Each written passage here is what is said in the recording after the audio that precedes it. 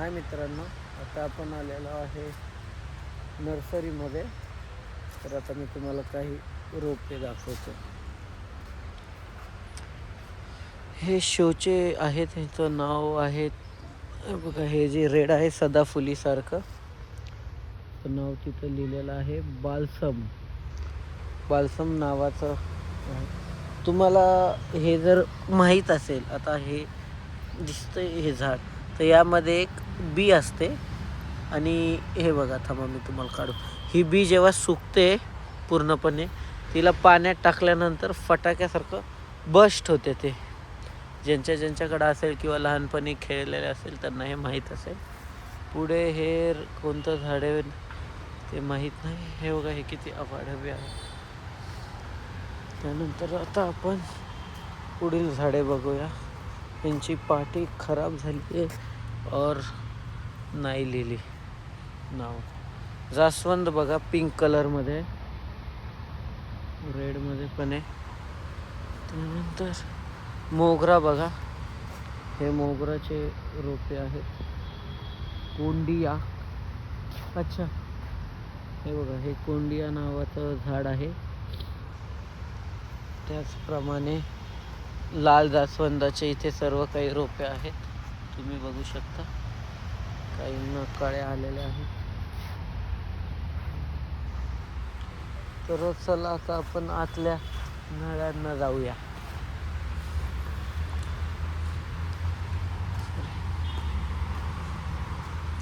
तेव्हा किती सुंदर अशी नर्सरी आहे. इथे झाडांचे नाव तर लिहिलेले नाही आहे. एकंदरीत हे शोचे असावे, ज्यांचे नावं मला माहीत नाही. हे बेटल लीफ आहे, आपण खाऊचे पान म्हणतो त्यांना, ते आहे हे, मला जेवढी माहिती आहे त्यानुसार तरी. नंतर इथे भरपूर रोपं, जॅट्रोफा नावाचं हे जे काही प्लांट आहे. त्यानंतर शेवंती आणि मागे नाव माहीत नाही. सरबती, फुले सरबती नावाचं हे रोप आहे. त्याप्रमाणे पुढे याला देखील नाव नाही आहे, ब्लँक प्लेट आहे यांची, नाव माहीत नाही आहे.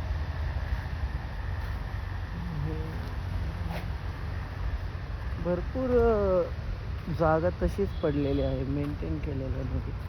इथे आवळा लिहिलेला आहे, बट हे आवळा नाही आहे माझ्या मते. हे बाभळी समथिंग बोलतात ते आहे, कारण आवळा असा मी तरी नाही बघितला. असू शकेल, कोणती जात तर माहीत नाही, कमेंटमध्ये सांगा. त्यानंतर पुढे फणसाचं देखील झाड आहे. हे बघा, कवट आहे. कवट काय माहीत सगळ्यांनी खाल्लं आहे की नाही, ज्याचं गोल गोल फळ असतं आणि ते टेस्टला खूप असं वेगळं असतं, टणक असतं वरतून. इथे पण भरपूर रोपे बनवले आहेत, त्यांना फुले फळे आलेले नाही आणि नाव देखील नाही आहे त्यांच्यावर. हे एकंदरीत जास्वंद असावं माझ्या माहितीनुसार. पानं बघून तुम्ही कमेंट करा कोणाचं वाटतंय.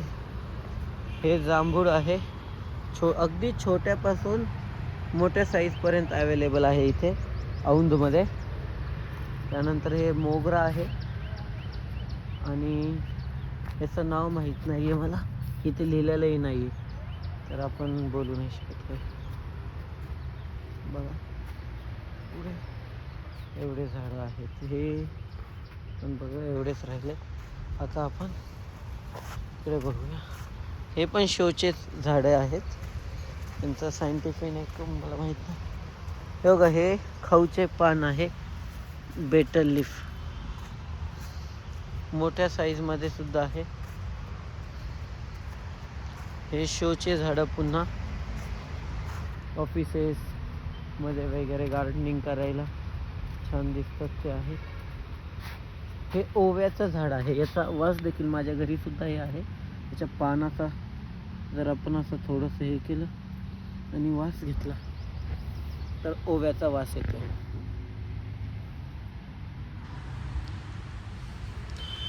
त्यानंतर पुढे पुन्हा जास्वंद, एवढं कळी एक. आणि आता आपण जाऊया दुसऱ्या साईडच्या नर्सरीमध्ये.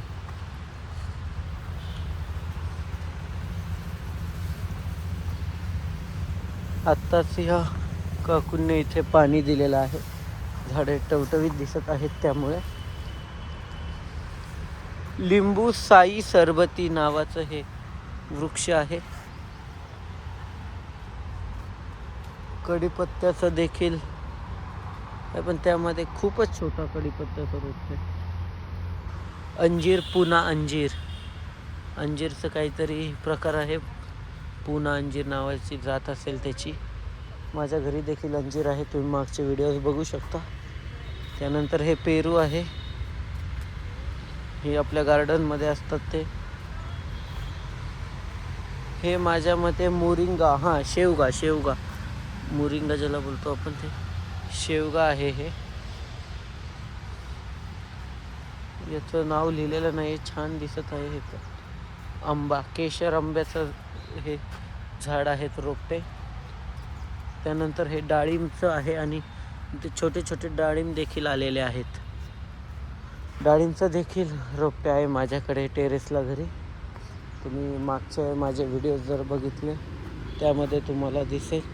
हे तुळशीचं झाडं आहेत, पण कोमेजून गेलेले दिसत आहेत. त्याची नीट निगा नाही ठेवलेली आहे. परंतु तुळस ही आपल्या इथे खूप होली, पवित्र असं म्हणतात. त्याचं कारण आहे की ते ऑक्सिजन 23-24 तास देते. त्यामुळे हे बघा, हे झाड एकंदरीत नाव नाही लिहिलेलं, पण हे आहे जांभळाचं. त्याच्या पाण्याचा वास बघितला तर जांभळाचा वास येत. अल्टनथेरा नावाचं हे झाड आहे, तुम्ही बघितलं असतील भरपूर ठिकाणी. तर गाईज, हे झाली 2 नर्सरीची, म्हणजे एका नर्सरीचे 2 पार्ट त्यांनी आतमध्ये केलेले. त्याचं आता आपण दुसरीकडे जाऊया. तो व्हिडिओ मी परत टाकेल. Bye bye.